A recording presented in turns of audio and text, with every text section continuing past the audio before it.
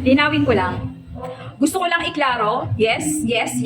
Gusto ko lang iklaro, yung product natin na Be Well C, Vitamin C, Beb, na non-acidic na to. Ito ba? Ito.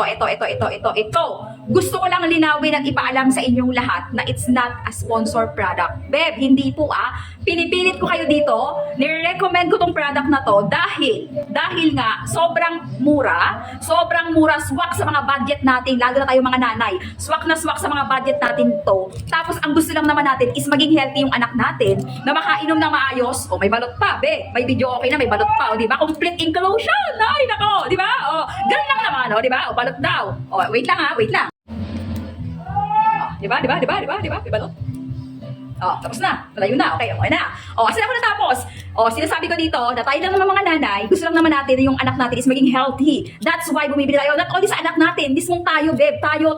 For adult, pwede rin to mga pangga ko. Ayan, oh, di ba? Bumibili tayo kasi nga para maging healthy lang. So, sinishare ko sa inyo, dahil nga sobrang mura. Pag sa physical store ka bumili dito mga babe, hindi ko naman inaano yung mga physical store na yan. Wala naman akong pakialam sa mga physical store na yan.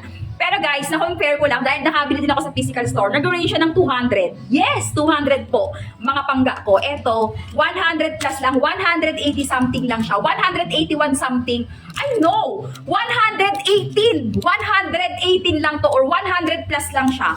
30 tablets na, 30 capsule na yung marireceive mo. O di ba, Beb, pang isang buwan na to na konsumo, immune system, pampalakas ng immune system ng anak mo, hindi na sisipunin, hindi na uupuhin mga pangga ko. Lalo na ngayon, ulan, init, problema natin yung mga mamis, di ba? Yun. Yun yung gusto ko sabihin dito, ha. Hindi po ito sponsored, mga bebe. Baka ipakita ko yung resibo ko dito, mga pangga. Binili ko yan, ha. Binili ko yan sa shop na yan. Kaya dyan na kayo mag-check out. Dyan din kayo mag-check out sa shop na yan kasi dyan lang talaga yung napakamura at quality. 2027 pa ang pinaka-expiry date nito. Promise, mga bebe. Hindi ako mapapaya sa inyo nito.